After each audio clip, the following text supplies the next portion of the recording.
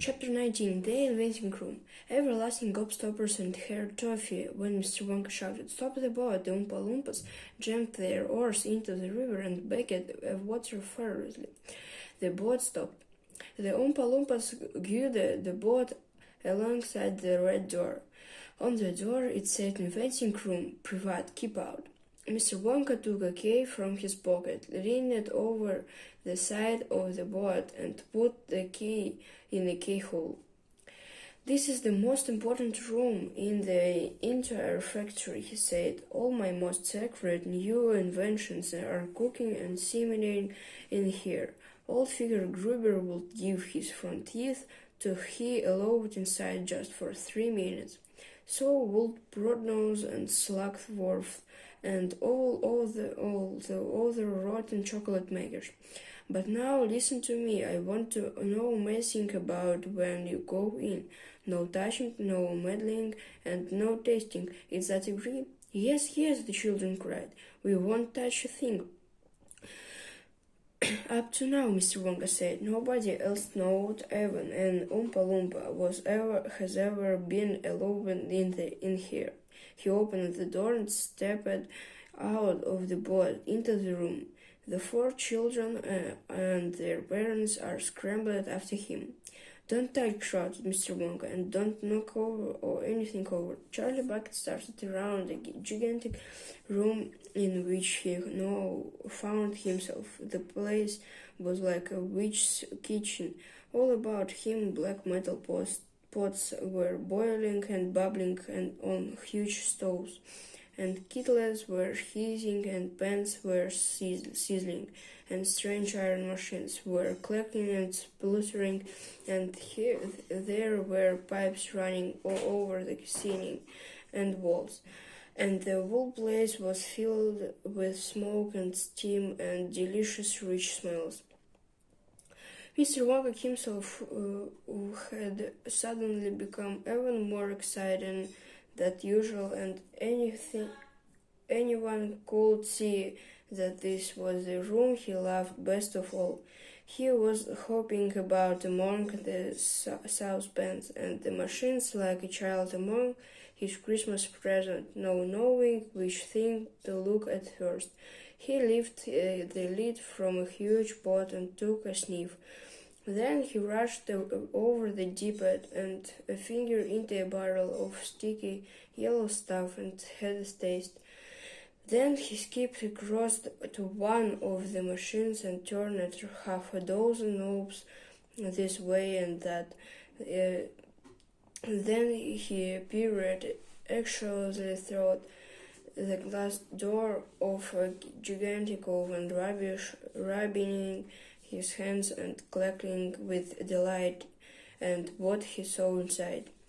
Then he ran over to another machine, a small shiny affair that kept going foot, and every time in it when foot a large green marble dropped out of it into a basket of the door.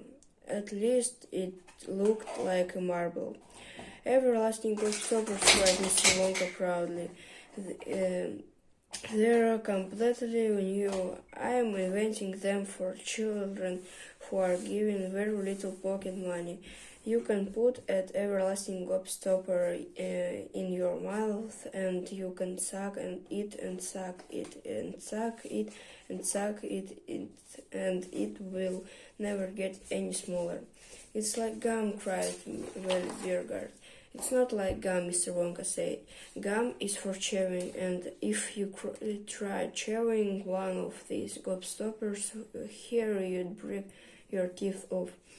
And they never get any smaller. They never disappear. Never. At least I don't think they do. There's one of them being tested with this very moment in the testing room next door. An Oompa Loompa is sucking it. He's been sucking it for very nearly a year now without stopping, and it's still just a good sour. Now over here," Mr. Wonka went on, skipping excitedly across the room. to the opposite wall. Over here, I am inventing a completely new line in toffees. He stopped beside a large saucepan. The saucepan was full of thick, gooey, purplish treacle, boiling and bubbling by standing on his toes. Little Charlie could just see inside it. That's her toffee, cried Mr. Wonka. You eat just one tiny bit of that and eat exactly half an hour. A brand new, luxurious, this silky, beautiful crop of hair will start growing out all over the top of your head and the mustache and bread. A bird, cried Yurko Salt. Who wants a bird, for heaven's sake? It would suit you very well, said Mr. Wonka, but unfortunately the mixture is not quite right red. I've got it too strong, it works too well. I tried it on an Oompa Loompa yesterday in the tasting room and immediately a huge black bird started shooting out of his chin, and the bird grew so fast that soon it was trailing all over the floor in a thick, hairy carpet. It was growing faster than we could cut it. In the end, he had to use a lawnmower to keep it in check. But I'll get a mixture right soon, and when I do, then there'll be no excuse anymore for little boys and girls going about with the bald hair. But Mr. Wonka, said Mike Cheevy, little boys and girls never go about with. Don't argue, my dear child. Please don't argue, cried Mr. Wonka. It's such a waste of precious time. No, now over here.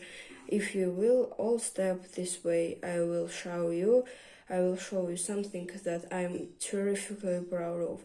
Oh, do be careful, don't knock or anything over, stand back.